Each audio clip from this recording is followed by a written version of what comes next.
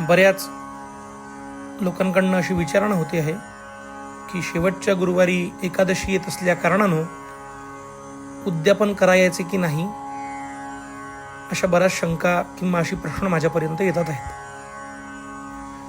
गुरुवारच्या महालक्ष्मीच्या व्रताबद्दल आणि त्याच्या उद्यापनाबद्दल खुलासा करतोय. शेवटच्या गुरुवारीच उद्यापन करायचं आहे. यावर्षी मार्गशीर्ष महिन्यातील गुरुवार व्रताचा शेवटचा गुरुवार हा एकादशीच्या दिवशी येत आहे. त्यामुळे अनेक जण शंका मला विचारतात आहेत. मार्गशीर्ष गुरुवारच्या व्रतामध्ये स्पष्ट शब्दांमध्ये सांगितले आहे की मार्गशीर्ष महिन्यातील शेवटच्या गुरुवारी व्रताचे उद्यापन करावे.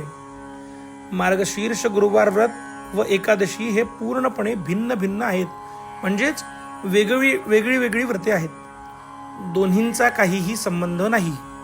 त्यामुळे ज्यांना एकादशी नाही त्यांनी मार्गशीर्ष महिन्यातील शेवटच्या गुरुवारी नेहमीप्रमाणे व्रत करून उद्यापन करावं. ज्या महिलांना एकादशी आहे त्यांनी मात्र नेहमीप्रमाणे व्रत करून उद्यापन करून नैवेद्य सुद्धा दाखवायचा आहे आणि नंतर तो नैवेद्य गाईला नेऊन द्यायचा आहे आणि पुढे उपास सुरू ठेवायचा आहे. त्यामुळे व्रतविधान सुद्धा पूर्ण होणार आणि एकादशीचा उपवासही सुरू राहणार आहे. श्री गुरुदेव दत्त. श्री स्वामी समर्थ.